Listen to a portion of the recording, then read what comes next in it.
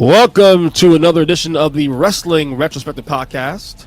I'm your host, Earnest EJ Christian. Once again, another watch along here as we are about to celebrate the 20-year anniversary of WrestleMania 21. And of course, doing that with 2/3 of the Mindless Wrestling podcast. We got DJ Minter and of course, Rob the Genius. Fellas, happy Saturday to you. How you guys doing? Good. I'm all right, man. I've been fighting something all day. Honestly, today was like a game time decision for me. I've just been like run down, and I was like, on one hand, I'm like, I really want to talk with my boys, but on the other hand, I'm like, I don't know how much I can talk. So we're gonna rock. We're gonna rock through this, man. We'll get to it right now. We'll get to it right in a second. Before we get started, just real quick, WrestleMania 21 took place April 3rd, 2005 in Los Angeles, California, at the Staples Center. Attendance, of course, was 20,193. The buy rate was 1,090,000. The tagline, WrestleMania goes Hollywood. You guys know, I always ask you guys, we do these damn watch-alongs. 2005. Obviously, we were all adults here at this point now. What are you guys doing in 2005? You guys watching the product at the time? No. Go ahead, Rob. To April 2005, I was 2 months away from becoming a father for the first time. Oh, wow. And DJ, what was your whereabouts in 2005 around this time? I had been a father of twins for about a month. Oh, wow. So, yeah. Rob and I are close in age, and we have kids that are very close in age. My kids were born on March 10th. So I'm a month into being a new dad, man. I wasn't watching shit, let alone wrestling. I wasn't watching either, though, but I was not a dad. Yeah, I wasn't an adult. I was actually in a band. I was my life at that point was about music and touring and just writing music, and that's all I was doing in 2005 at this point. Wrestling was the last thing on my mind. Obviously, we're gonna watch two matches here. So I'm gonna watch the. It's not a double main event, but it is the two title matches of the show. It is John Cena against JBL, the first match, and then the second match, which is the actual main event with Triple H and Batista. Let's not waste any time for you guys. The time stamp here is 2 hours, 34 minutes, and 44 seconds. That is WrestleMania 21, or as they say on the Peacock, Season 21, Episode 1. If you need to pause this podcast, do so now. Otherwise, let's start right away in 5. You ready to go? Yeah, ready to go, man. Let's do this. In 5, in 4, in 3, in 2, and in 1. All right, so there's the promo for this thing. Okay, so yeah, but we're starting right away because this is gonna be a little over an hour. So yeah, like I said, I wasn't watching the product this time. Who would have thought JBL? John. What was it? John Lathrop, Bradshaw. What was it? How you pronounce it? Is it John Bradshaw? He was just at first Layfield? He was Justin the Hawk Bradshaw. Right. Yeah. And then he was, just Bradshaw with the acolytes, and then John Bradshaw Layfield. Yeah. I remember seeing like at least this a little bit around the time, like not this match, but like this this guy JBL, and I was like, wait, isn't that the guy from the acolytes with fucking Ron Simmons and company? And he's a top guy. Like, really? Okay, this thing is going to jump the shark now. The Rock's gone, Austin's gone. We are right now in the throes of the Ruthless Aggression era at this point. This is we are, there. I knew no one. Like, Randy Orton to me was Bob Orton's son rather. So all these guys here are like, who the hell is John Cena? What? Okay, cool. I mean, the only guys I remember was Taker. I remember, obviously, The Rock's gone at this point now. So, yeah, Undertaker, and I know Edge was going to push this point now. Oh, Edge is the top guy now, too, also? Okay. Jump the shark. Again, I was so out of this thing at this time,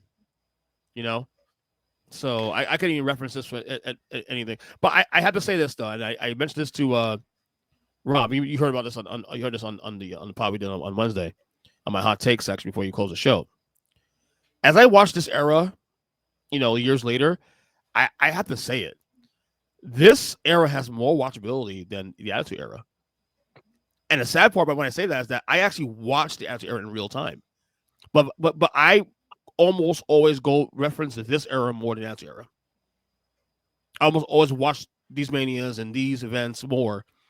Partly because I'm like, then some of them I'm still catch up on. But honestly, the work rate matches in this era were fantastic. Well, that's the thing. The ring work during this era was better. Yes. and hands down. Mhm. And like this, and look, this is the era when WrestleMania actually started like becoming good every year. Okay, Yep. I mean, and it wasn't as hit and miss. Because previously there were some good years, and then there were some years like, oh brother, it became a lot more consistent. Like Mhm.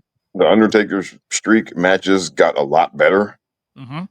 I mean, prior to this era, it was. I mean, it was a real. His matches were a real crapshoot, and which I'm honestly, that's probably a big reason why they waited so late to really start talking about it. Just the streak, they didn't really start What? talking about it Yeah. What was that until thing like? Like 2000s? WrestleMania. I think it was 18 when he beat Ric Flair, and then he counted to 10 with his fingers, Right. and then, and I think that's when they really started making it a thing. And Okay. 'cause that was the 10th win in a row, and that's when. And actually, that's a very underrated match, by the way. Oh yeah, Um, very good and match.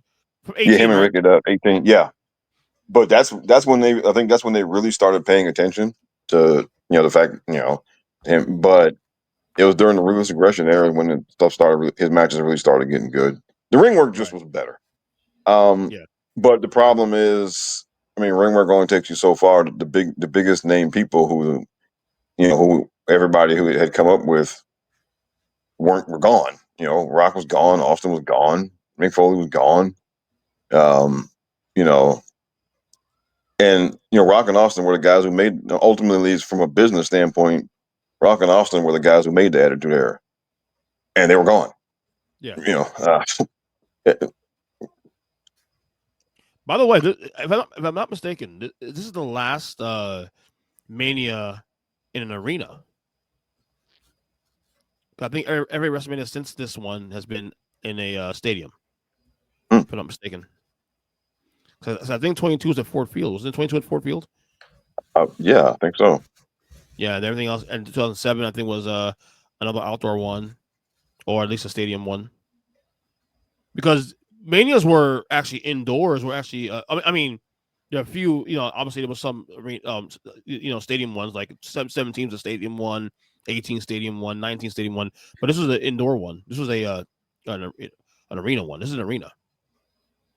Well, because they've So upsized and downsized depending yeah, on I business. think this is the very last Mania that.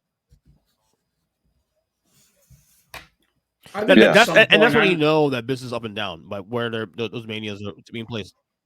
I think at Was some that point I may Dante? have to go do a watch along, or just my own personal watch along of this era because like I said, my kids were born in '05. I checked out until I kind of kept an ear to the ground. I dip in and out here and there, nothing too as involved as I am now, but there's probably some really good stuff here. And I remember the things that I did see were really good. And I think Rob kind of hit the nail on the head.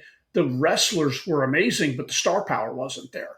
And nobody really, other than John Cena and to a slightly lesser degree, Randy Orton, blossomed out of that young crop of talent and into major stars, great wrestlers, and people need to kind of separate the two. There's great wrestlers and then there's superstars. And then somewhere in the middle, there's great wrestlers who are superstars.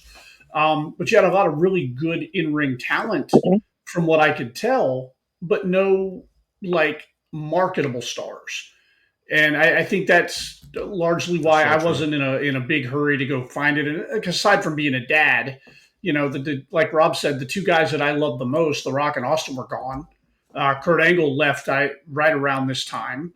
Well, yeah, he left. I So think after the show, because your favorite match is actually on here with Shawn Michaels. Um, yes, and on he this was match in gone this not long Mania. after that. He went to Correct. on a whole thing and then went on a Holy Terror in TNA. Yeah. So yeah, it's this is going to be an interesting watch for me because I've actually never seen this. Really, I've never seen this. I'm glad I I picked this was one then. checked out on John Cena. I tried with John Cena a couple times early on. I'm like, this guy, and again, I was one of those fans. You have to understand where my head was in 2005 with what little I was watching. John Cena wasn't keeping me at the table. Yeah, So aside from becoming a new dad and aside from, just everything in my life that was going on, John Cena wasn't keeping me here.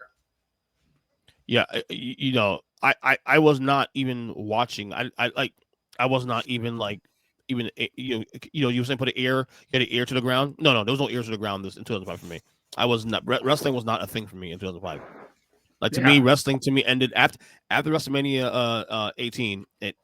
I was gone, and I was gone. Like literally, I was not focused on wrestling. That was the last thing in my mind.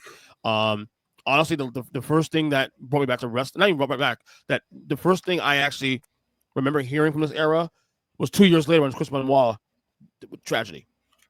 Literally, that's what I'm saying. So like, you have literally a probably a 8-year hiatus. Like there were times in the 17 years I was gone that I may have watched a little bit or tried to watch there, or I watched a Mania here because the network was back in 2014, whatever.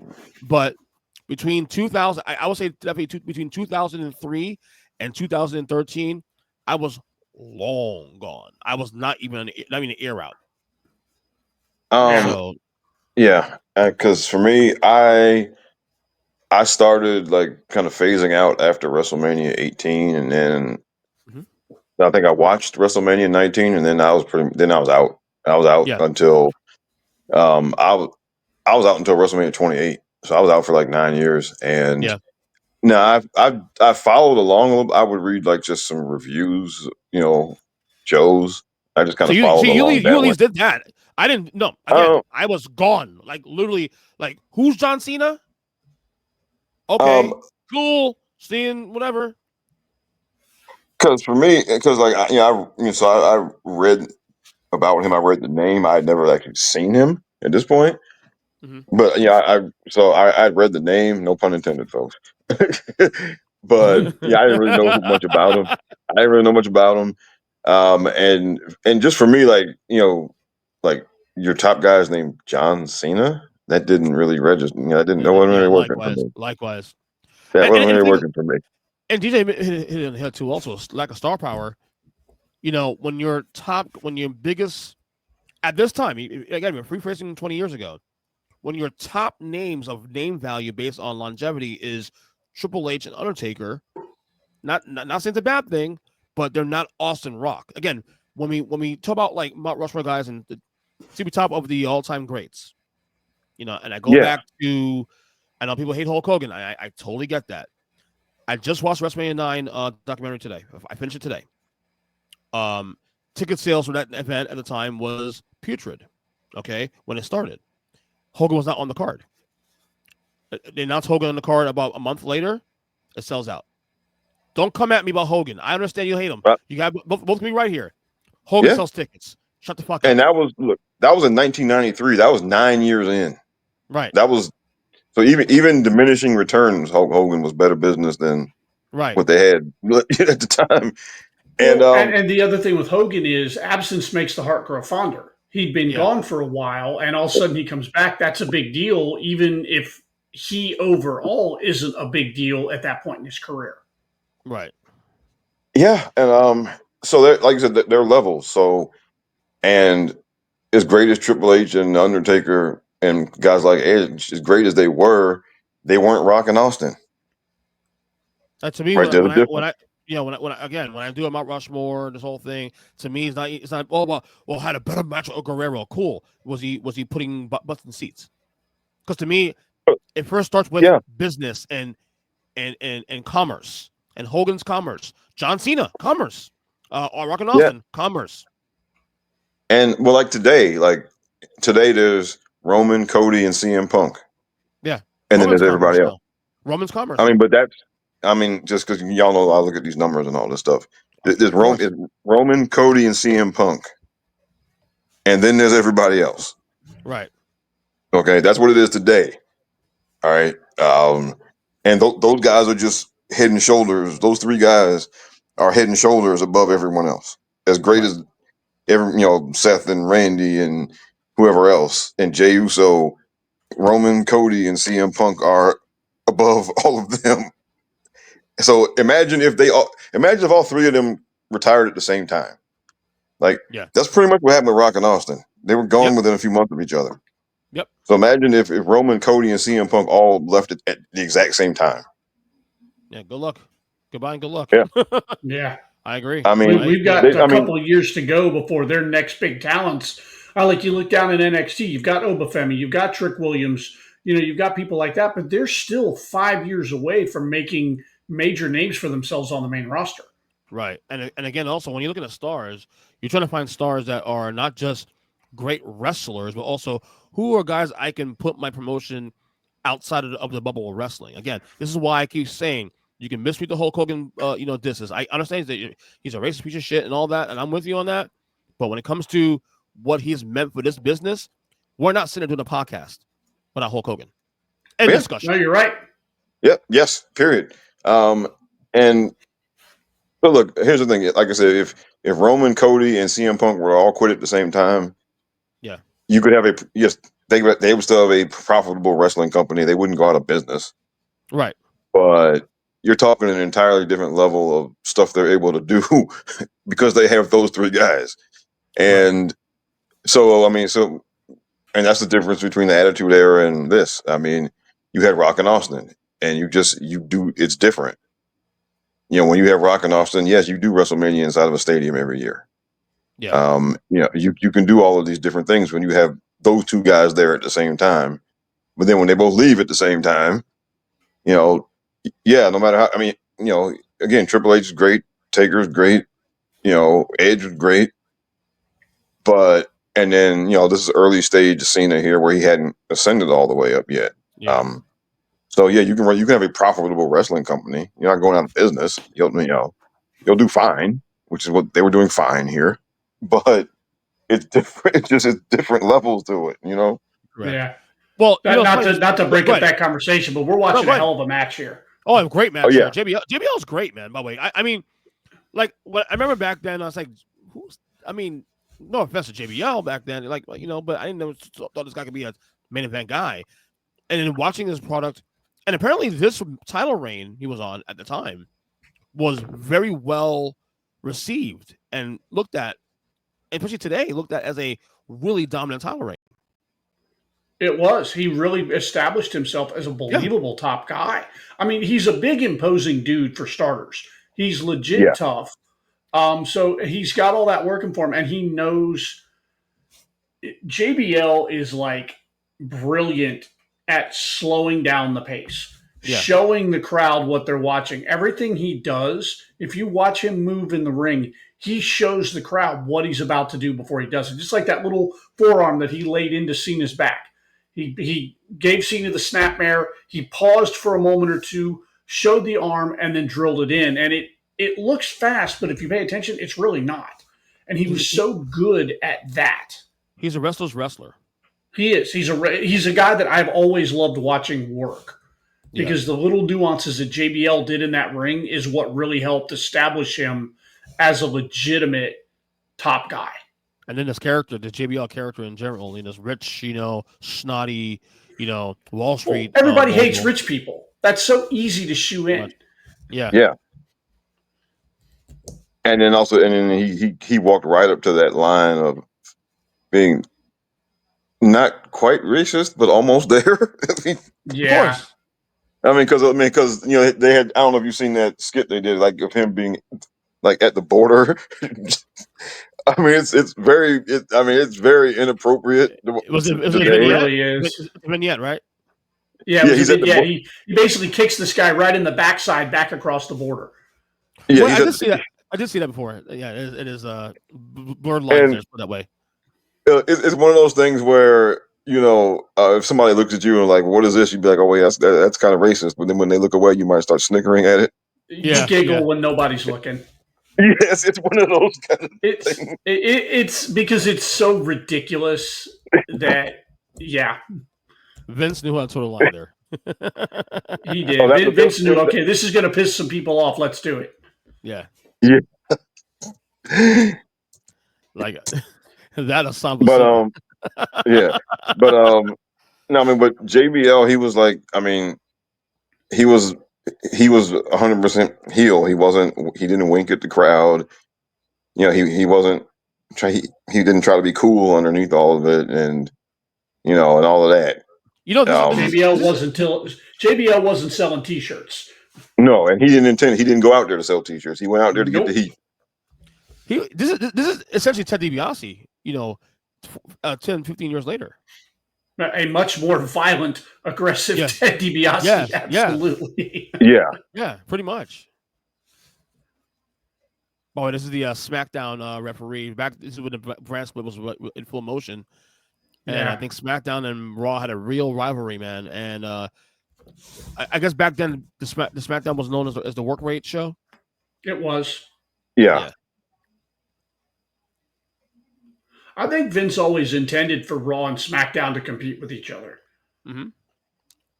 Well, once the run at Raw's ended, how do you generate people? How do you get people to stay motivated? Yeah, you got to create your own competition when there isn't any. Right. Yeah. And for as good as TNA was, and for as hot on their heels as TNA was with their show, they still weren't like direct competition like WCW was. Right. They were taking a slice of the pie, no doubt about it, but they were not WCW.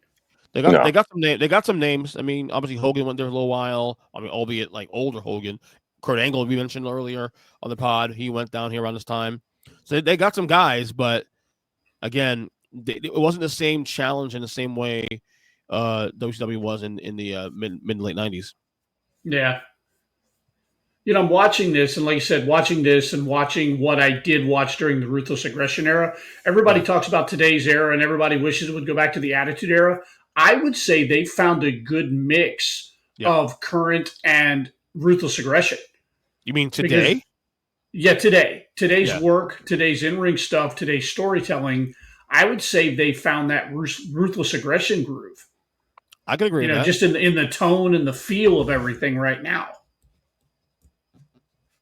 Well, I mean, you got Cody Rhodes saying "Go fuck yourself" to The Rock. We're that's bleeding a little bit more frequently than we used to. They're allowing bleeding now. Apparently, now they're allowing again. So, and I think when it matters, there's a place for it. Yeah, if the story dictates it, like absolutely, Jey Uso has to bust Gunther wide open. Like it's a matter of principle now. Well, that's all right now. That feud now has gotten saved and granted, I understand why it got stale because we knew who he was facing back as far back as like early February. But the last couple of weeks on Raw, what they've done with that feud has really saved that feud because that thing was stale because there was nothing. Did you hear the interview? It's been so long since they announced that match. So. And Gunther talked about that on what was it? Ariel Helwani, was that who he was on with? Yeah. He talked about it. He's like, we had 10 weeks to try and tell this story. He's like, it's him. Huh?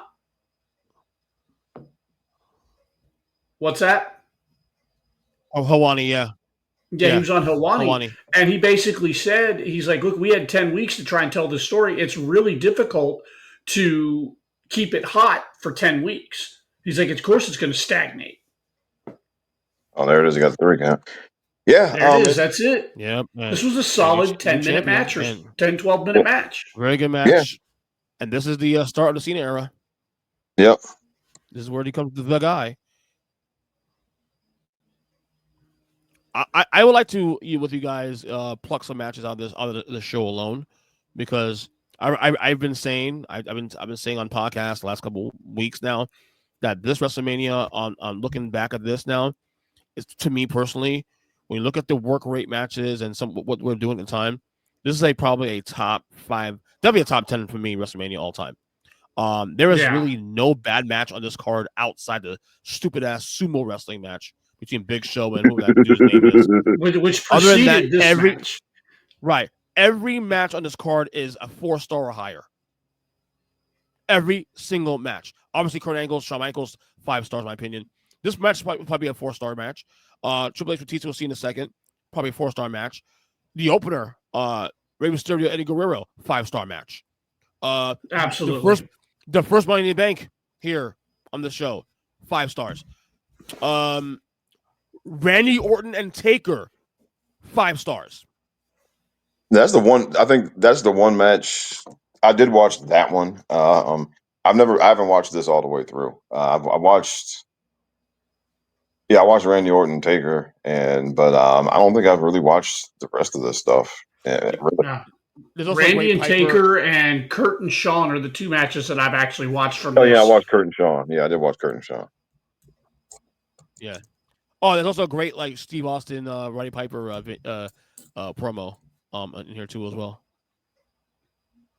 Really good stuff. Once in a while, this is the time where Austin was coming out, making appearances and more than anything else. And he's already retired at this point. Oh, this is Hall of Fame now. It's Kurt Angle, Steve Austin, Shawn Michaels. Yeah. To think this is 20 years ago. 20 years ago. Yeah, this is crazy. Wow. Cowboy Bob.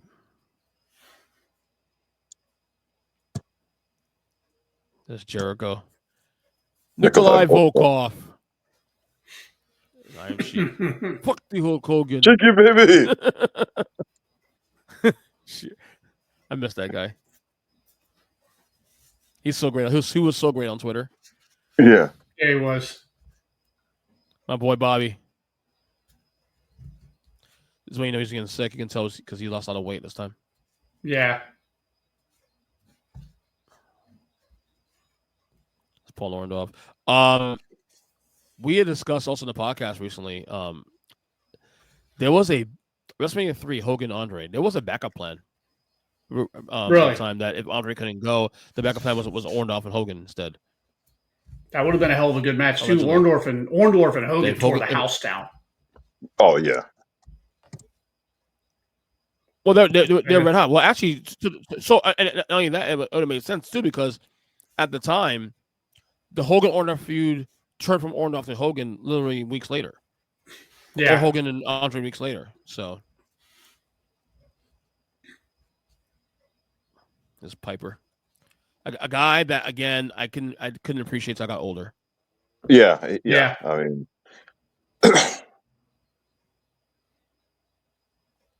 I loved his final run with Ric Flair when they were the tag team champions. So I didn't see that. I haven't watched that. I missed that. Unapologetically love that run. Mm-hmm. See, if they were smart though, they would have separated the like headliners wise. Have Roddy headlined 1 year, Hogan won 1 year. Some of these guys they came like okay, this is 2005 class here. Oh, because you know why? Because this was 20 years from the first WrestleMania, so they got all those guys in there. Yeah. Oh, okay. That makes sense. Hogan, Roddy, Orndorff, yeah, they got them, and Stallone. I think that's why they put them all in. They put them all in there the same year. Okay. That makes sense. Okay, I stand corrected. But normally, yeah, I mean, you would spread those out. I mean, you would have Hogan 1 year and Roddy another year. Yeah. Because now we see the problem they have now with headliners. I mean, Oh, by the way, probably my all-time favorite WrestleMania entrance is coming up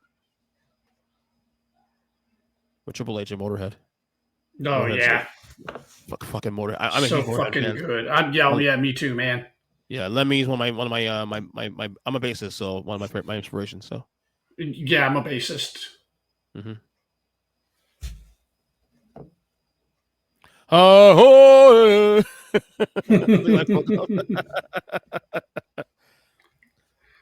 there's Nikolai Volkov. Who's your arm candy? It's pretty.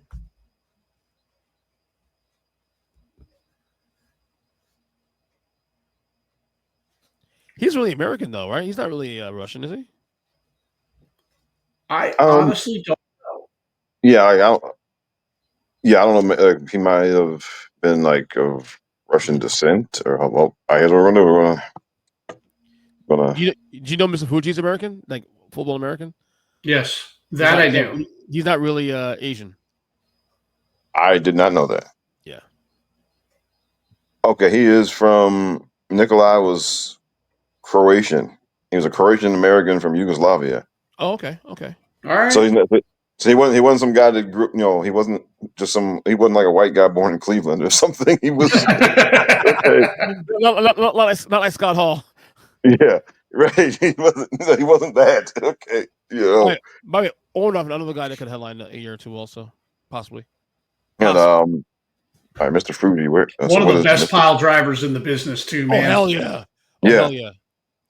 And one of the best body guys too. Also, Oh yeah, he had a great build. This dude was in incredible shape. He's not in bad shape here for a guy his age. Yeah. All right, so he was Mr. Fuji was born in Hawaii. He was of Japanese and Hawaiian ancestry. Okay, so Okay. yeah, that's Bob Orton. But look, but like they had me fooled with the Yokozuna. I did not Yes. know. I thought he was until they came out. Until some of these documentaries later, where like Roman and Rikishi and all them were talking about him. I thought he was Japanese. Rob, no lie, I had no idea he was not Japanese until that documentary came out 4 years ago. Not even joking. Not even joking. No, I didn't. I mean, I knew years before that, but in the moment, he was Japanese for me.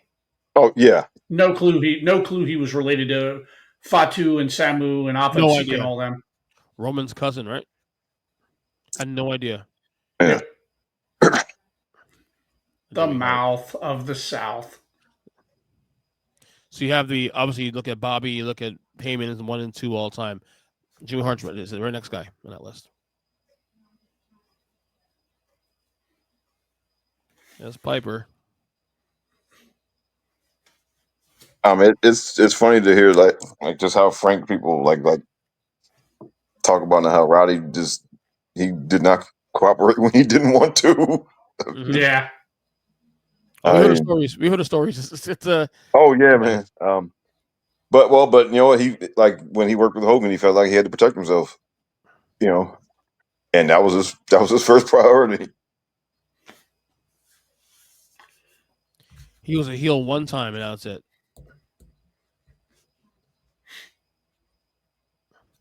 There's a guy. Here we go. Yeah. Is that Stacey Keebler with him? Yeah, I mean, those were all like all the women that brought them out were like the WWE divas of the time. And Hogan here is still active because he will face Shawn Michaels a few months later at SummerSlam. There's Linda. Oh boy, you guys been following that story between him and Linda? Oh my god, dude, she. Wow. God bless her, man. Ay. And Brooke has like disowned everybody. Even like him. You don't hear shit from Brooke Hogan anymore. Yeah, I think she just talked to either of the parents anymore. Man, she's excommunicated everyone.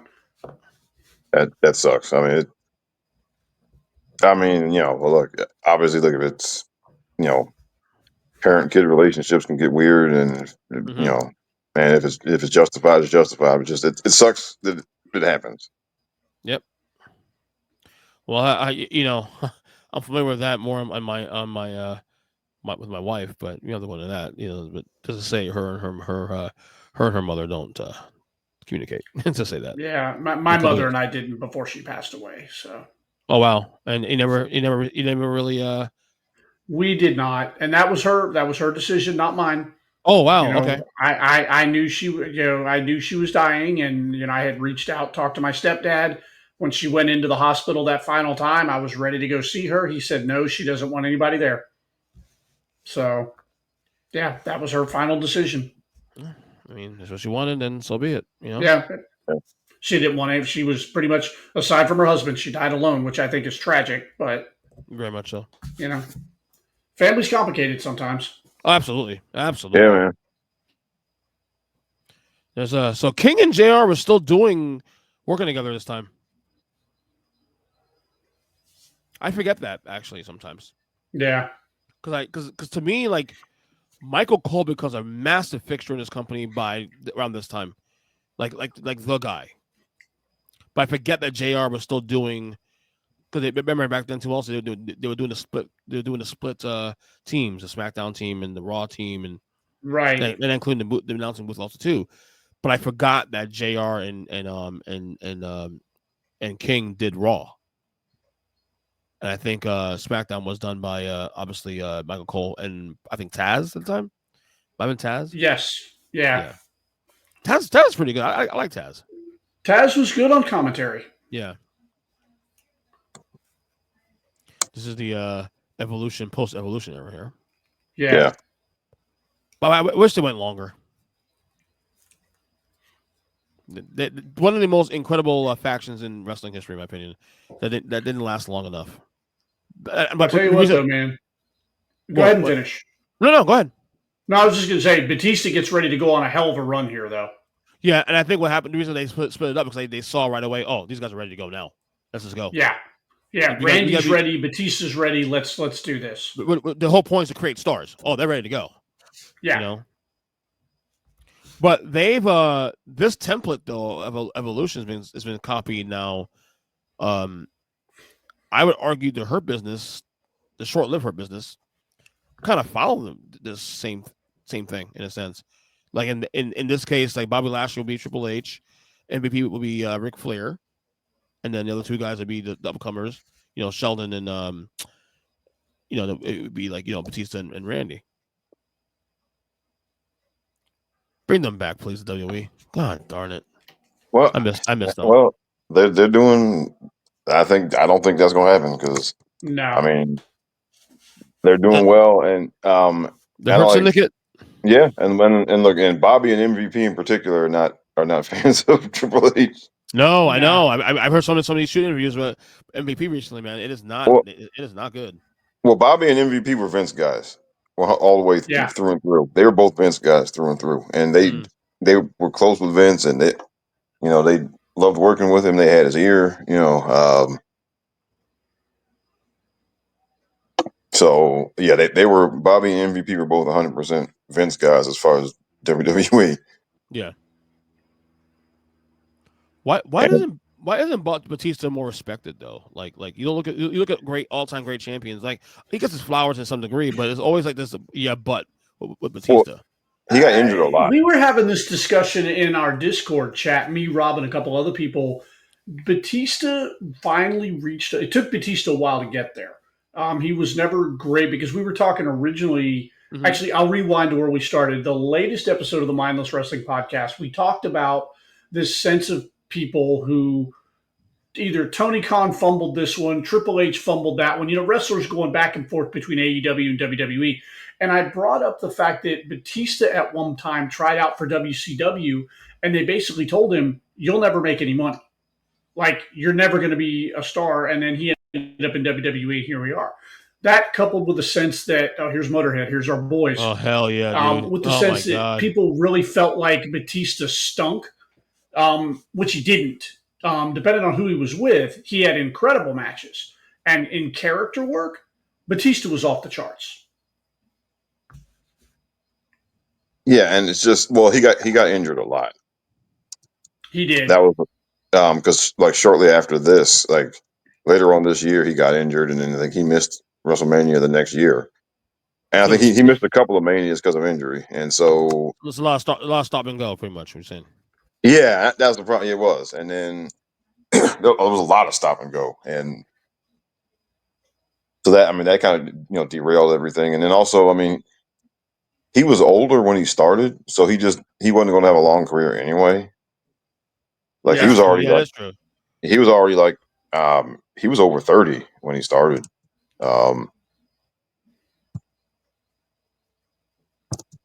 This is my favorite Mania entrance of all time. Yeah, and I can't, man. I understand he was old and he had health issues, but the fact that Lemmy is no longer with us is criminal. Don't get me started on Lemmy. That dude is one of a kind.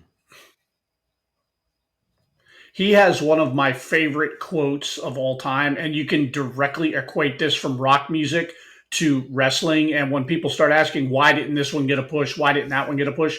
I'm going to try and paraphrase it because I can't remember exactly what it was. But he's like, nobody wants to see the boy next door. He's like, they want to see some interdimensional being from another universe. Go out there and be that. That's what makes a star. Be a fucking rock star. Be larger than life. Be that creature from another universe. And it's so true, not only with rock music, but in wrestling. If you can't be that, you're never going to be any more than great wrestler guy. Right. And I'm sorry. Yeah. I'm sorry people have a hard time swallowing that, but that's the truth. You look at this guy here, Triple H, he's getting into the ring. He's larger than fucking life. You look at this guy, and he's above everybody. And he wasn't the greatest worker on their roster at the time. There were guys who could hold for hold, probably work circles around him, but they didn't have that presence. But I'll tell you what, though, you can tell he loves the business, though. You can tell he loves the business. Oh, yeah. Oh, yeah. Like his passion, like I dare to find someone who's more passionate about wrestling than Triple H. Yeah. And another thing with Triple H, I read something with him years ago, like years and years ago. He's like, as soon as he got into WWE, he's like, I started learning everything. He's like, I wanted to learn the TV production, like early on, even before he started dating Stephanie. Yep. This is correct. He's like, I wanted to start learning the production side of things because he knew there had to be life after the ring. Triple H may not have envisioned himself running the creative end of WWE, but he goddamn sure saw himself in some type of big backstage role the moment he set foot in the door.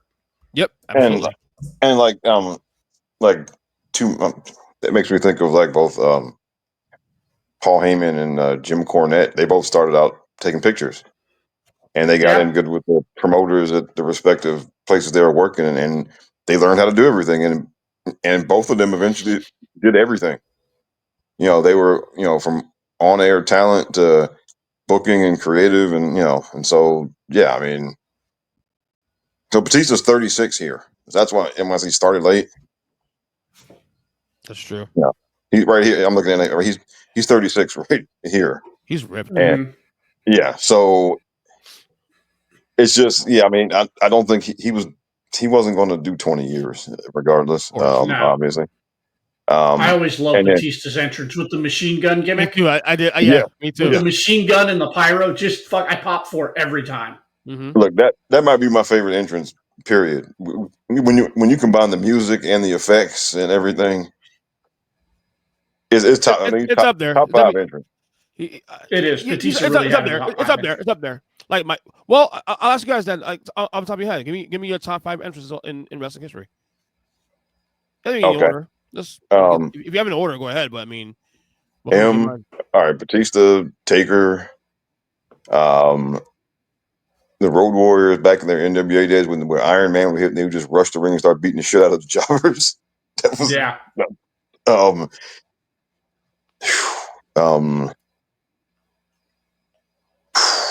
those 3 definitely. Great player. I mean, because when you combine the music and the walk to the ring and I mean, and then, I'm gonna take out Rick. I'm gonna put Rock and Austin because, particularly during the Attitude Era, we saw the flash bulbs going off in the arena when the Rock would come out there and he would stand in the corner, and raise a fist up in the air. I mean, that was. And then Austin, when the glass breaks, it's just a whole nother thing. And when you hear the sound of glass breaking, I mean. Yeah, I like that. Yeah. Austin won for me with Austin won for me with the bullet. So just because not just the music, but also just the swag coming down the aisle. I don't know how you just the swag. He used to call it the BMF, the bad motherfucker walk. Yep. Yeah. For me, top 5 probably Batista, Ultimate Warrior, Undertaker, Austin, and then Rock. I like that. Because the Ultimate Warrior, man, was just chaos. It was different. Oh, yeah, it was. Just chaos. From the minute the music hit to the minute the bell rang, that dude it was just cocaine. Straight cocaine. Yeah. It was great. Cocaine. And I mean, in fact, he'd be blown up when he got to the ring. Yeah. For real. Austin easy for me, number 1 for me. Brock Lesnar's another one for me. I love Brock Lesnar's entrances. Brock is top 10. Yeah. Yeah. Honestly, I kind of love Seth Rollins' entrance today. I do. I really do. I do. That one. That's another one for me. I would say I love Macho Man's entrances, but I like his Macho King when he came down with the pizzazz and the whole that. I love that one. Who else would I like? Highly underrated from back in the day was Goldust. Yeah. That was good. Goldust's intro was a great cinematic type of thing. It was really well done. Right. And in other words, I mean, Goldberg, it was simple, but it was, I mean, the knocking on the door and then him coming out and banging his head on the door, and then he walked to the ring with all the police around him and then all the pyro going off. That's great. Yeah. Yeah. And then the music and, that go along with it. Oh, and then Akeem.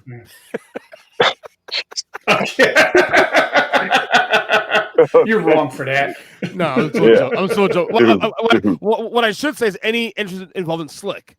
When it was Boss Man, Akeem, Butch Reed, doesn't matter.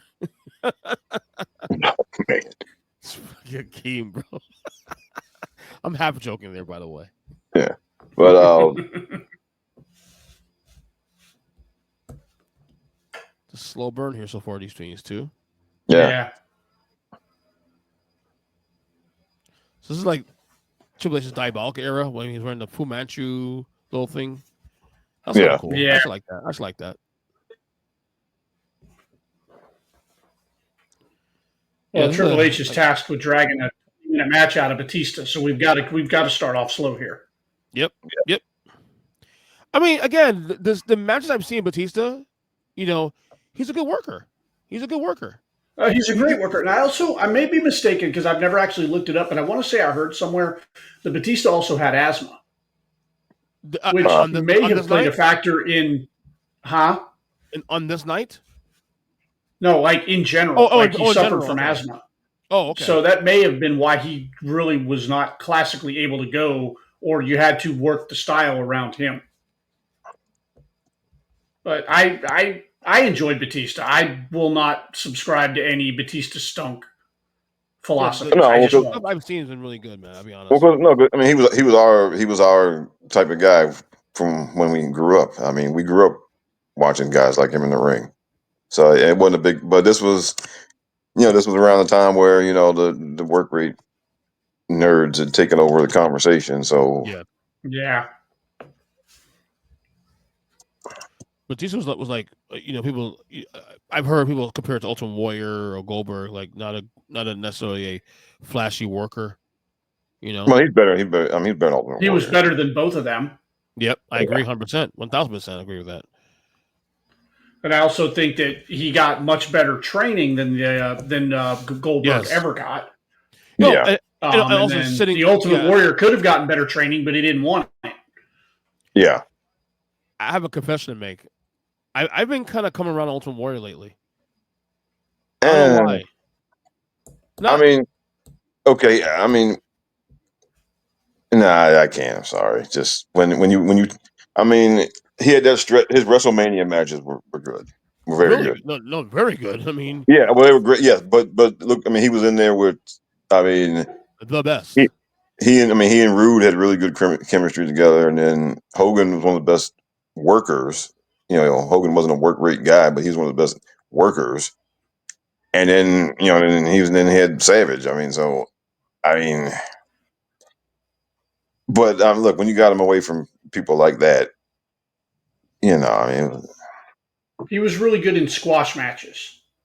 Yeah, and there were times like if he knew he had to work, which like he had some, I won't say full matches, but he had some interactions with Ted DiBiase that were really good. Of course, it's Ted DiBiase. But when I think about it, the way the Warrior sold whatever offense DiBiase was able to get in, it was good. It was solid stuff. No, what I mean by I'm coming around and worried, I mean more so like I understand how bad he was in the work and stuff he didn't do. He did outside of what with the good workers, but to me, his character was to what his character was supposed to be. It was a 10. Like it was supposed to be crazy and nutty and stupid and not making any sense, and he played it to the hilt. Oh, he's a top 10 all-time character. It's just that it didn't make well for being the guy that you have to put out there to be the front man for your company. No, the mistake was made in 1990. If Warrior was still a mid-Carter being the IC champion, that's where he should have been. He should have stayed there, been a guy there. But again, to Vince's credit, he's trying to. You don't know till you know. Like he's trying to find stars. I also think Vince got bored with people quickly. And if you look at historically at his booking with people that he looked like he was going to put over and then just suddenly stopped on, I think Vince got bipolar with certain people. And I think Hogan was one. I think he looked at Hogan, but he's like, okay, in about 6 to 8 years, because Vince again understood the business. In 6 or 8 years, people are going to get tired of this guy. Who's next? Like, I'm making money now, but who's next? And he saw the Warrior, and I think he looked at the Warrior. He didn't see the Warrior, if you understand what I mean. Ric Flair involved. Yeah, and it's just I think you had to. Well, look, if you had a Warrior there, you had to try him as world champion to see how to at least see how it would turn out. I mean, it's just he was not. Go ahead, Rob. Oh, because it's just. I was just gonna. For all the other stuff that your world champion is supposed to do, he couldn't do all of that stuff. Right, but to be fair, the reactions that the Warrior was getting, because the Warrior was custom made for the audience that WWE was drawing at the time. Yeah. And so you have to at least try. And it's probably one of those things where, and this is where Vince learned his lesson, because at that point he's like, okay, we strike while the iron's hot. Well, then you struck and, it cooled off pretty quickly, which is why I think for the longest time he took so long with so many other guys. You think about it, somebody will say, why didn't they pull the trigger? Why didn't they pull the trigger? Because we've been down this road before. The Warrior was white hot, and then he won the World Heavyweight Championship, and he wasn't. Literally cooled off overnight, and you run the risk of that, and you don't want to put the entire company on the back of somebody just because they're selling some T-shirts. Like they use that when we talk about Jey Uso, and we're having the conversation about Jey Uso, people automatically bring up, well, what about the time when Matt Cardona was selling more T-shirts? That was like a 3-month period of time over one summer. Yeah, where Matt Cardona was outselling John Cena. Is that sustainable if you put the World Heavyweight Championship on Zack Ryder? Like, what does that look like 6 months after you do it? And that's why they never did, because, somebody's going to get hot and sell T-shirts. It's the same thing with Rusev Day. Yeah, Rusev Day sold some T-shirts for a little while, but is that a sustainable 3 to 5 year world champion? The answer is no. And by the way, somebody you just put the world championship on because he's selling T-shirts in the moment. And to your point, though, like because the Warrior thing and him being slow to react, I think that's how Bret Hart suffered being the guy, because I think he was the first guy that after the Warrior failure that Vince looked at and was kind of slow on him. That's why rather than keep the title on him after Mania 9, they go back to Hogan again. You know what I'm saying? Yeah. Which made no sense. Well, I love. Go ahead, Rob. I'm sorry. I keep cutting you off. I'm sorry. Bret was just. Well, the timing was so unfortunate with Bret because the business was sucking everywhere. That too. Yeah. Bret had the misfortune of having an incredible run at one of the worst periods of time.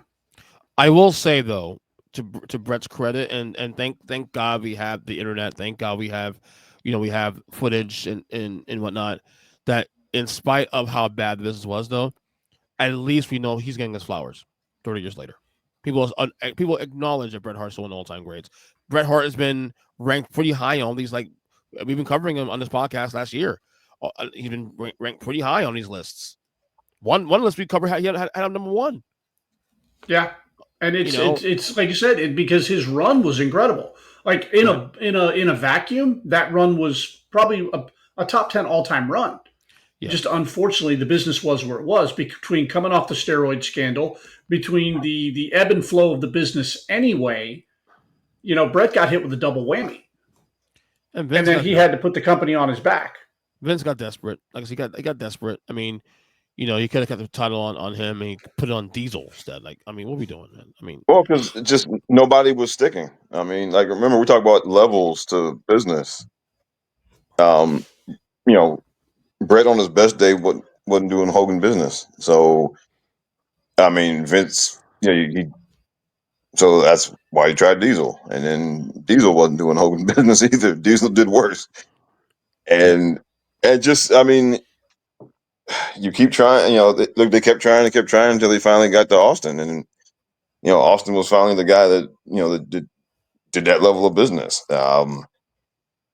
It's And he had two guys. That is one. Yeah, Austin yeah. and I Rock. mean, but it's like it's like finding a quarterback, right? If you keep looking until you get one, right? I mean, and you try this guy, and you try this guy, and you try this guy until you finally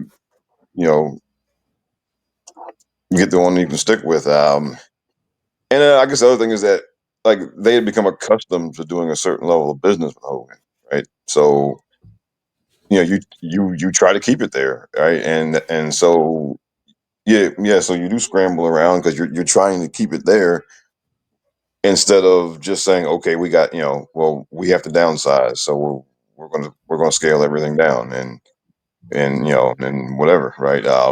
They were trying to get back to where the level of a business they'd been accustomed to.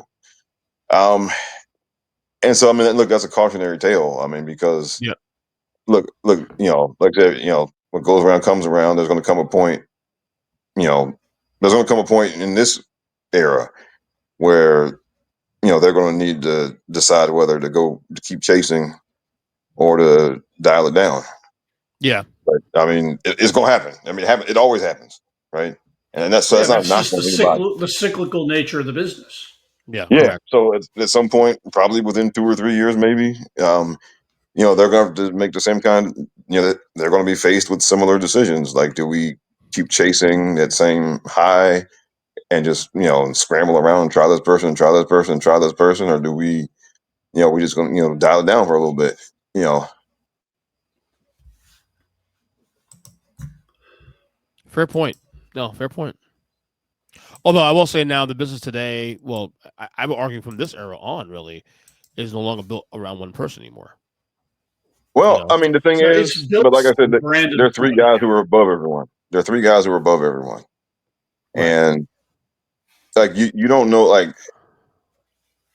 I mean, the difference is, I mean, well, you don't really know until they're gone, right? And so, It's kind of obvious who the main guys are today. Like it's obviously built around Roman and Cody.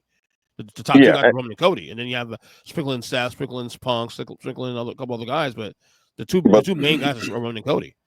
yeah, but as far like I said, like the guys who really drive business are Roman, Cody, and CM Punk right now. Like those are the guys who they announce ahead of time. Like, yeah, this guy's going to be on this show, and they announce them by themselves. I'm Right? I surprised mean, CM Punk. Is it me? I mean, maybe I'm just like not there with that, but it does shock me that CM Punk is still as popular as he is. I'm not shocked by it. He really there's this weird relationship with CM Punk and wrestling, and CM Punk and wrestling fans. Right. Because he deeply loves the business, but he was deeply jaded by his experience in WWE the first time.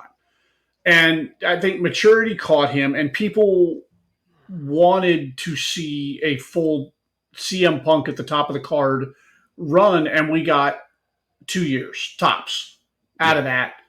And so there was again absence making the heart fonder. He's putting in, quite frankly, for me, some of the best work of his life. Obviously from a work rate nerd standpoint, he ain't 2010 CM Punk, but for what he's doing, the guy's putting in the best work of his life. Mm-hmm. And that's entertaining, and his story is compelling, and he tells it well.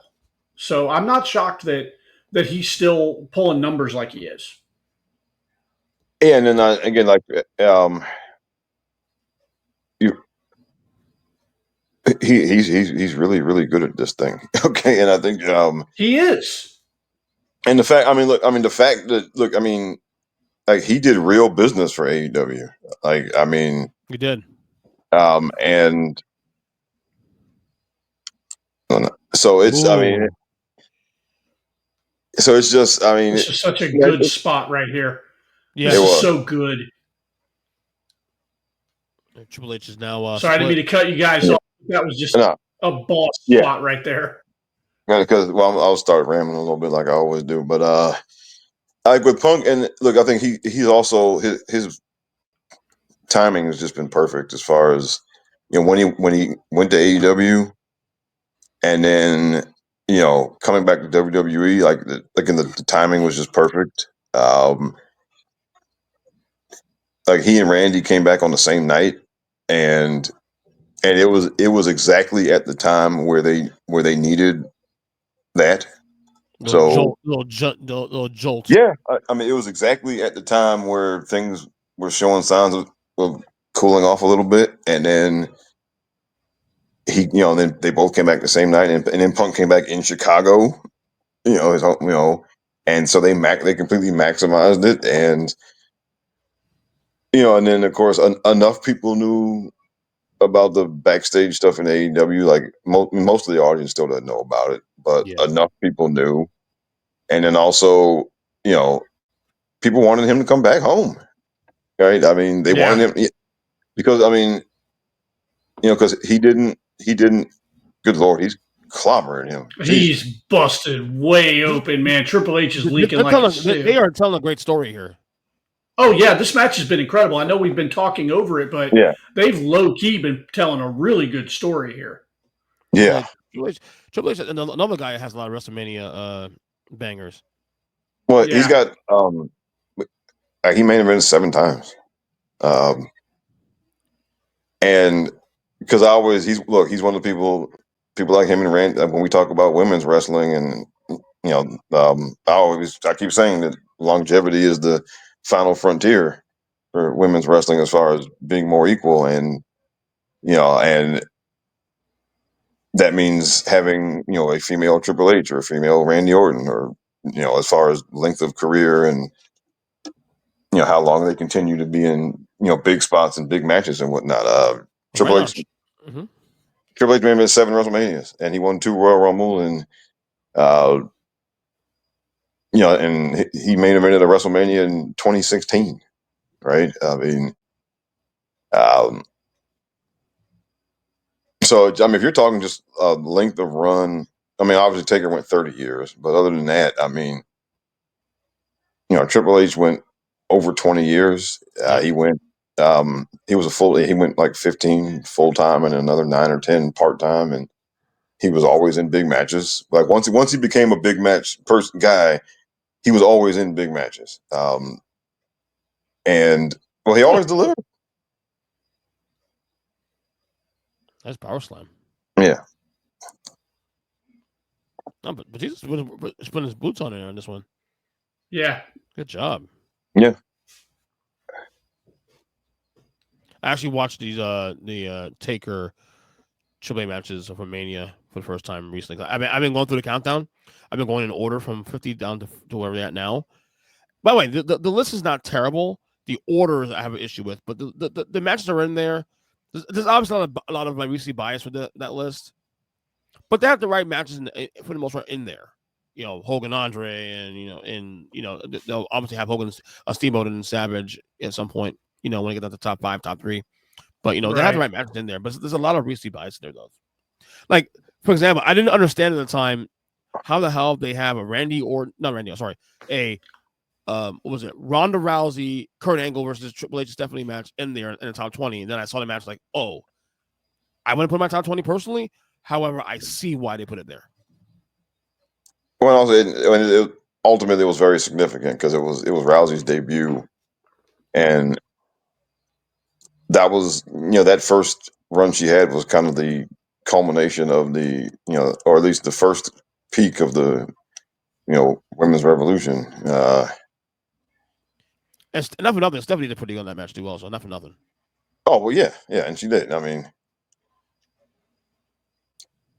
Stephanie wasn't great at performing, move for move, but Stephanie was a great storyteller. She actually was. Yeah. Uh-oh. Triple H got the belt.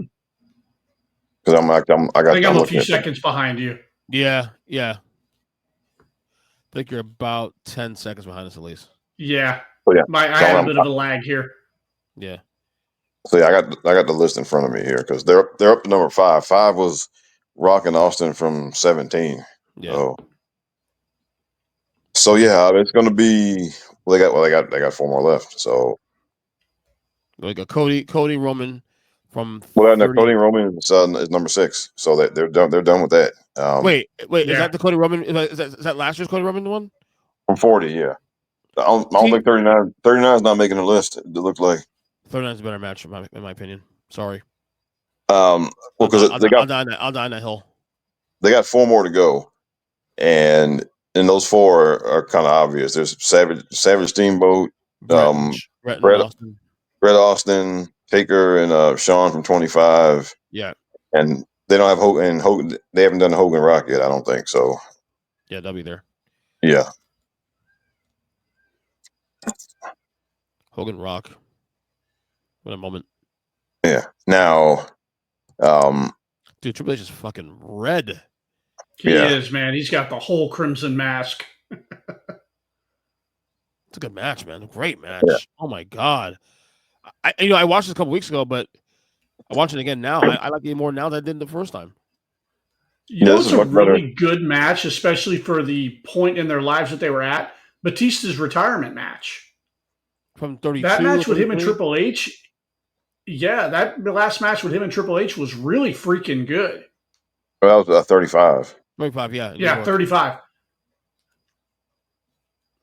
Uh-oh. Like Batista turned back the clock for a night.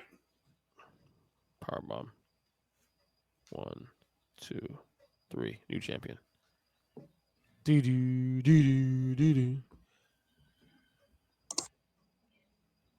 We got a new champion, buddy. Yep.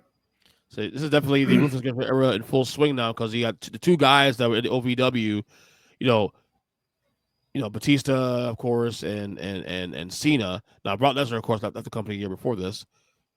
He got the head start. Randy Orton already tasted championship gold already a year before this too, also. So they're in full swing now. Yeah, that OVW class that's to this day might have been the best call up group ever. Yeah, by far. Because I mean, it was Cena, Randy, Brock, Batista, and Shelton. Shelton was the 5th guy. Yeah, it wasn't that bad either. He can't talk. That's all. If Shelton could talk, he'd have been right there with them if he could talk. Right. Yeah. And that's it. I mean, Shelton still does everything outstanding when the bell rings. What a match. Yeah. That was incredible. That really was good. Yeah. I stand corrected. 5-star match. It's absolutely a 5-star match. Yeah, this was better than I think. This was better than. Yeah, this was way better than I thought it was going to be. So when you look at this match, you obviously Cena JBL is a solid match. We know Kurt Angle and Shawn Michaels is a 5-star match. We know Guerrero and Mysterio is a 5-star match. We know Money in the Bank is pretty fucking good. Orton and Taker, to me, 5-star match. This has got to be a top 5 WrestleMania in terms of match for match. Yeah, It's got to be up there. I think it doesn't get its respect because of, again, I mean, this wasn't a bad period for business, but it was a step down from the Attitude Era. Yeah, and so I think this WrestleMania doesn't get the respect it should get because of when it happened, the timing. Yeah.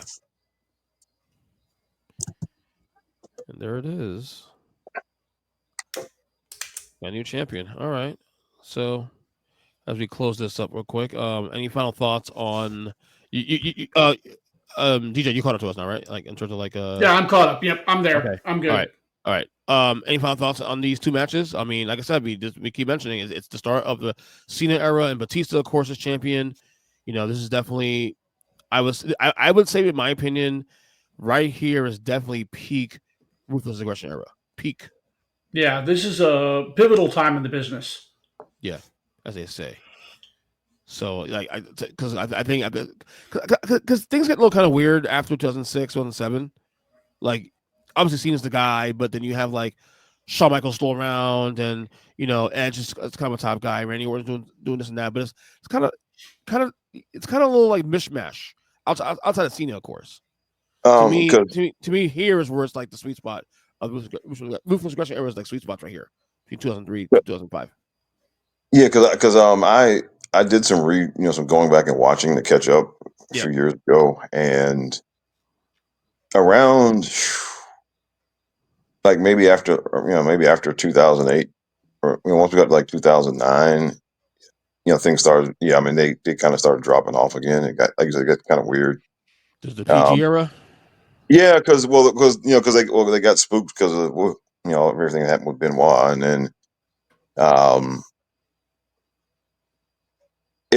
and then like some people just started like Sean retired, Ric Flair retired, and then Taker and then Triple H ended up transitioning to part time, and so I mean they lost a bunch of people, and then Edge had to retire. So in that like 2008 to 2010 or 2011, they lost a lot of people. It was literally John Cena carrying the load on his shoulders until the Shield shows up, and CM Punk to a slightly lesser degree. But then Punk would remove himself from that, because we're still a couple years away from CM Punk, Daniel Bryan, kind of elevating themselves, and then the Shield coming on board. So yeah, there's a lull in here where, again, some great bell to bell work rate stuff, but creatively, some of it's a mess. Yeah, and there's no star power. Yeah, because starting in 2008, like from 2008 to 2011, they lost Shawn, they lost Rick, they lost Edge. Shawn's gone by 2010. Yeah, Shawn was gone 2010. Shawn was gone. Right. Edge was gone in 2011. And then 2010 is when Triple H and Taker pretty much went part time in 2010. And then, so they just, and then Ric Flair was still a big name. I mean, he wasn't the in-ring worker that he had been before, but he was still a big name, and he was gone after 2008. So they lost a lot of guys from like 2008 to 2011. And then of course, the Shield comes in 2012. Lesnar returns in 2012. So they get a jolt in 2012. They get a jolt. And then 2012, 2013 was pivotal because you had the Shield, you had the Wyatts, you had some guys that were going to be the future of the business. Right. Yeah. Starting their respective main roster careers. Lesnar's back in the company, which helps a ton. Yeah, and then Lesnar leaving in 2004 threw a monkey wrench in everything. God, yeah. That was huge. Like to your point, like if Lesnar doesn't leave, like do we see Batista get the call? Maybe not. Probably not. Yes, I'm saying. I think he benefited off of Lesnar leaving. Honestly, I think Randy still gets there no matter what. Randy's was the name, the lineage, all that. As he had everything. He can talk. He can in ring whenever, even with his outside the ring, antics and stuff. He was just too good to ignore. But if Brock is still there beyond 04, I don't think Batista gets to the top. At least not that quick, anyway. Yeah, I mean it's just it's interesting because that completely just threw everything off kilter when he left. Right. But I would argue, in hindsight, I think it's kind of cool to go away. You know why? Because I think as good as that run was in 2000, 2004, I think his run later on, his second run was because he was gone for so long. We were able to appreciate him, and the second run was why the Taker streak means more. When he broke it in 2014. He was a better performer when he came back. Oh God, yeah. I mean, there's a difference. Like he was very green, and as a performer, he wasn't. He was an athletic freak the first time around, but he had all the things about being a sports entertainer. He still had a long way to go. Absolutely. When he came back, it was an entirely different animal. Yeah, and he was, and again, I'll say it again, I'll die on this hill. He was the right guy to end that streak. The right guy. Yeah, he was the only one who could have. Yep. So. Anyway, fellas, good job as always. Plug. DJ, want to plug? Yeah, sure. You can listen to myself, Rob, and Jason every week. We usually drop on Saturday. We are the Mindless Wrestling Podcast. You can find me on the app formerly known as Twitter at the Mindless Pod. And Rob? And you can catch me every couple of weeks on my own show, the Rob the Genius Podcast. And I'm here with you a bunch of times, and every week with DJ and Jason. Yep, absolutely. I'm listening to that podcast actually right now, so I got off the air. And of course, you can follow me on Twitter, EJ7, Earnestly Podcast across all podcast catchers. Earnestly Pod on YouTube at we just crossed 400 subscribers, thank God. TikTok as well, to Earnestly Pod as well. The rest of Retrospective podcast, of course. Thank you guys as always. We'll do more of these WrestleMania 21 watch alongs to go the next 1 month because again, there's some great material in here I want to touch on. So until next one, man, we're out.